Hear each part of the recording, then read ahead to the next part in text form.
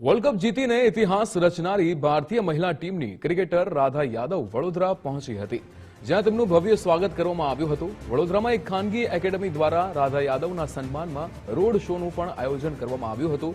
Road show દરમિયાન રાધા યાદવ સાથે તેના માતા અને પિતા પણ જોડાયા હતા। મોટી સંખ્યામાં ઉમટી પડેલા ચાહકોએ રાધા યાદવનું ઉત્સાહભેર સ્વાગત કર્યું હતું અને રાધાએ પણ સૌનું અભિવાદન ઝીલ્યું હતું। મૂળ મુંબઈની રહેવાસી હોવા છતાં રાધા યાદવનું સિલેક્શન બીસીએની ટીમમાં થયું હતું અને ત્યારથી જ વડોદરા તેનું તાલીમ કેન્દ્ર બની રહ્યું છે। રાધા યાદવ વર્ષ 2018થી વડોદરાના કારેલીબાગ સ્થિત એકેડમીમાં તેના કોચ મિલિંદ વરાડેકર પાસે ટ્રેનિંગ લેતી હતી। રોડ શોમાં મોટી સંખ્યામાં લોકોએ ઉમટીને રાધા યાદવનું સ્વાગત કરતા રાધા યાદવ અને તેના કોચે ખુશી વ્યક્ત કરી હતી। એની બહુ સ્ટ્રગલ વાળી લાઈફ હતી।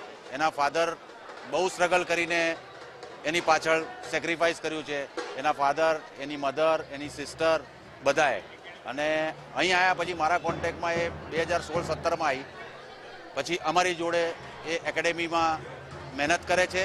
એ મહેનતનું ફળ તમને દેખાય છે અને આજે એ આખા વડોદરાવાસીઓનું ગર્વ થાય એવું કામ કરીને પાછી આવી રહી છે, જેના આગમનમાં આ મેં વિજય ભવ इवेंट ऑर्गेनाइज કર્યો છે। ऐसा मैंने कभी एक्सपीरियंस नहीं किया था, इतने सारे लोग रोड पे आए, वो भी एक वुमेन क्रिकेटर के लिए, वो बहुत ही बड़ा अचीवमेंट है मेरे लिए ही नहीं, हर वो छोटी बच्ची के लिए जो एज ए क्रिकेटर मतलब अचीव करना चाहते हैं भारत के लिए। तो ये वर्ल्ड कप जीतने के बाद आप क्या मानते हैं किस तरह से बदलाव आएगा वुमेन्स क्रिकेट में? बहुत ही मैसिव बदलाव आएगा, क्योंकि छोटी छोटी बच्चियां हमने देखी है स्टेडियम पे मैच आके देखे हुए, तो मतलब वो ही हमारे लिए बहुत बड़ी जीत है। तो आई थिंक क्रिकेट में ही नहीं, कोई भी स्पोर्ट में सारी लड़कियां जाएंगी, खेलेंगी, कोई भी स्पोर्ट हो, वो चाहेंगे कि मैं जीतूं, अपने भारत का नाम रोशन करूं।